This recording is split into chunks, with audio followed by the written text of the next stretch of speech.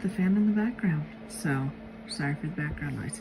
But today, let's talk about modern magic, stories, rituals, and spells for contemporary witches by Michelle T. So briefly, this book is really more of a memoir of the author's experience with like witchcraft and just like various tales relating to like whatever she was researching and talking about, and like whenever a subject was brought up, it was really like brought up to talk about it in a more memoir kind of way.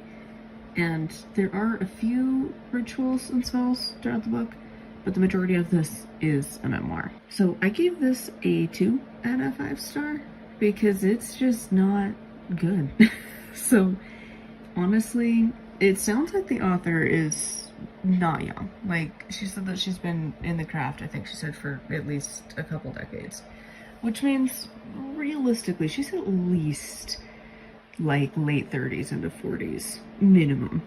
And it reads like a teenager wrote it. Like, genuinely, it has the verbiage that I would expect from someone who is like 15 to like 19, and not someone who's creeping up to middle age, you know. It's a very different vibe to it. And you know, some people can be young and write really good, and this is not that. Also, if you remember, I think I had read it in like June. If you remember Grimoire Girls, that book, it reads almost identical to it. It is very similar in style of writing. I will give credit where credit's due. Grimoire Girls was better, but yeah, it was giving off very similar vibes. But just overall, the writing in this was just awful. Again, it reads like a teenager just jumping into various topics like politics, but like with minimal research, like you would expect from someone who's like in high school and isn't really researching much and is trying to be an activist, but is also a teenager and really hasn't experienced the world yet, kind of an attitude. And just, again, quick searches, and then being like, but my experience, it was just not good. So really, there's just a couple things that I feel like maybe mentioning here. So one of the things is that throughout this entire book, she switches between spelling goddess the traditional way, and then the weird, like, I don't even know what you would call it, like kind of more feminist sort of spelling, where instead of the S's, it's X's, which is just weird. I truly don't understand why we get hung up. It's like the people who, instead of putting history, they have to put herstory because language, and it's like, oh my god, we're good. Like, wait till you learn another language. Like, me and my husband are learning Spanish right now, and he's also learning Norwegian, and I'm trying to kind of learn Irish, but specifically right now for Spanish, the words are gendered.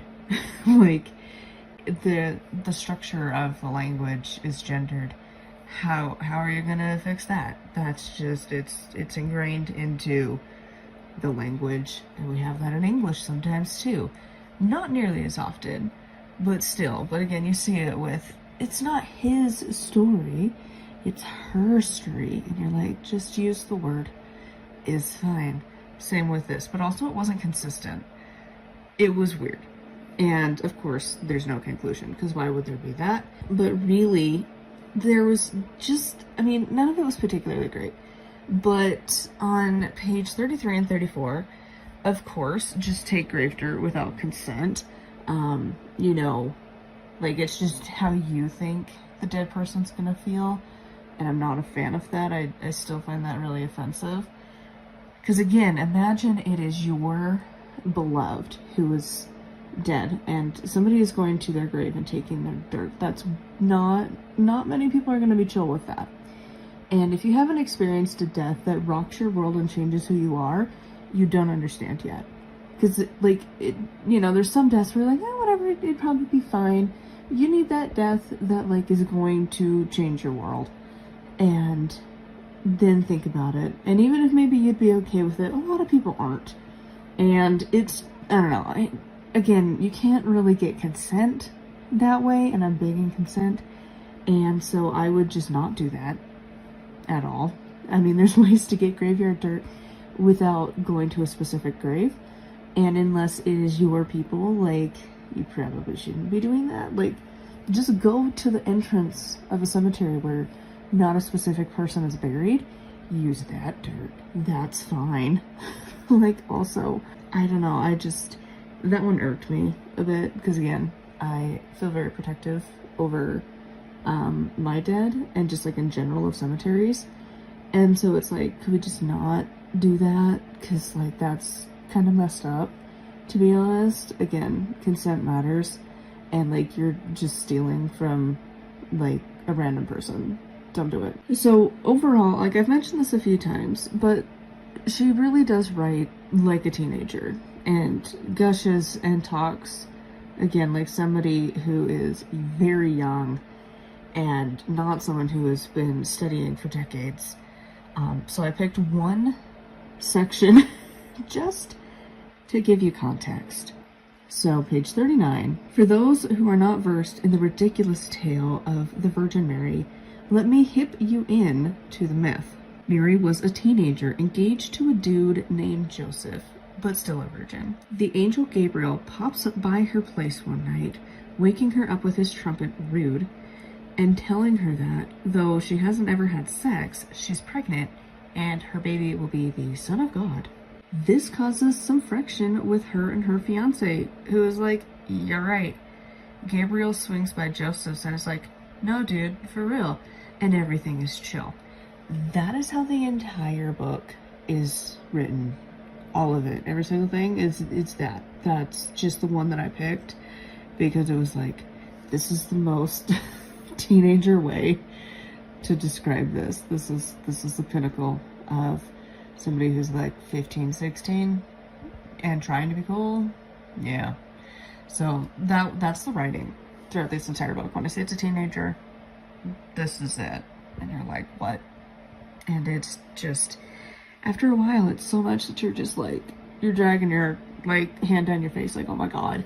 And I feel like parents of teenagers probably understand this, where you're like, what? Why are you writing like this? Use words, it's cool. Use actual words, not slang. Because I could, you know, sometimes slang is okay. But sometimes we can use big people words. Especially, again, if you've been doing this for decades. You don't need a whole lot of slang, a little bit. Again, comparing her to some of the other modern authors, you know, Penzac, Mooney, or like Blake, they have random bits of slang, but not like that. Like, they still sound very professional in a casual way. Well, not really Mooney, but, you know, like, they can have little, you know, slang bits here and there, but it's not the whole thing, and it doesn't read like teenagers wrote it. This reads like a teenager wrote it, and it's just not my thing at all. So anyways, I would love to know your thoughts on this one in the comments down below. As always, a huge thank you to my patrons. If you want to support me and get access to exclusive content, it's patreon.com/nightwillowcrafts. Make sure to like, comment, and subscribe. I post every single day. And until next time, blessed be.